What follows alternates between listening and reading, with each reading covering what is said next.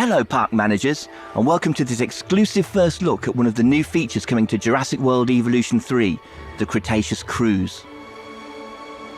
I'm Sandy, a principal designer on the game, and in this demo, I'm going to show you how to build this attraction through several enclosures, including the T-Rex. Hopefully everything goes to plan. Let's dive right in. I'm going to be building in our lovely Hawaii map. You can see we already have a lot going on here with a mix of enclosures. We've got some lagoons, aviaries and land enclosures, but also a number of new attractions. Floating in the background, you may have noticed a hot air balloon. And over here we have our new dinosaur encounter, where guests can pet your dinosaurs. These attractions are great, but what if you want something to go through an enclosure? Veterans of the game will be familiar with our gyrospheres, which will be making a return. However, the Cretaceous Cruise lets your guests view dinosaur families whilst cruising along rivers and water bodies, opening up all sorts of interesting ways to construct your enclosures with this attraction in mind. Like all our attractions, I'm going to need an entrance. We have our building already placed down. Jurassic World Evolution 3 now features modular building, meaning you can customize buildings like this to your heart's content. We have 3 enclosures we want this ride to pass through, so our guests get to see a wide variety of dinosaurs, including that T-Rex we mentioned. I've placed a couple of security cameras around. We should be safe if things get a little chaotic. Let's start adding a track. It's incredibly easy. Clicking here, I can simply lay down the route I want, adjusting the path to be curved or straight as needed. And while this is a great starting point, our new scenery pieces mean we can make these spaces even more interesting. Let's make the ride feel more dynamic by adding a rock arch. If we go into the scenery panel, we have a wide variety of rocks to choose from. Very easily, we're able to create something unique for our ride.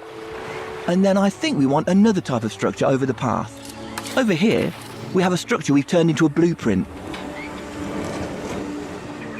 There we go, that looks great. Now we've reached the end of the enclosure, we need some more water in order to continue the ride. Let's place that down and add a track through this fence.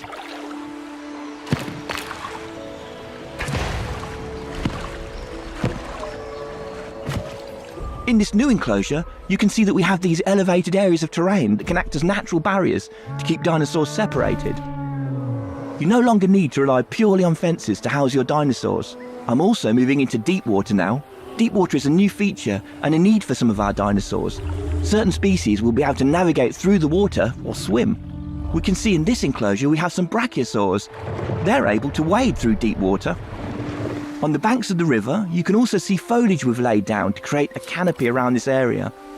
Let's use one of the compound brushes to finish off a section over here. The scenery brushes make detailing your spaces super simple. We now have our ride complete. Let's open it and head down to guest level. There's multiple perspectives you can choose from when interacting with the kayak.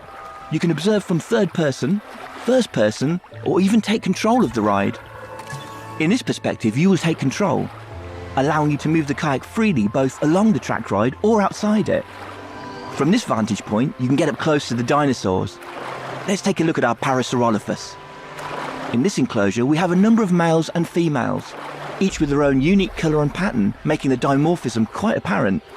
Dinosaur traits will be able to pass down from generation to generation, with certain features being worth more to your overall park rating. Over here, we can see the juveniles as they play in their enclosure. They'll interact with each other as well as adults, so keep an eye out. As we head into the next enclosure, let's hop over to one of the guest kayaks and check out what they're able to see. Passing through the canopy, it's a great chance to call out just how good the new lighting and water in the game looks. It adds so much to the effect of this attraction. And finally, we make our way into the T-Rex enclosure. These guys can get a bit restless with boats travelling through, so you want to keep an eye, or preferably a security camera, on these sorts of enclosures. That about brings us to the end of our demo, and hopefully you can see just how creative and dynamic this new ride will be. There's so many ways to integrate it into your parks. I'm very excited to see what players will do with it when the game launches on October 21st.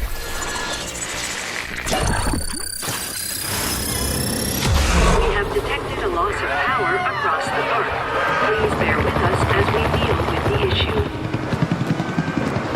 Ladies and gentlemen, as a precautionary measure and for your safety, please proceed to your nearest shelter.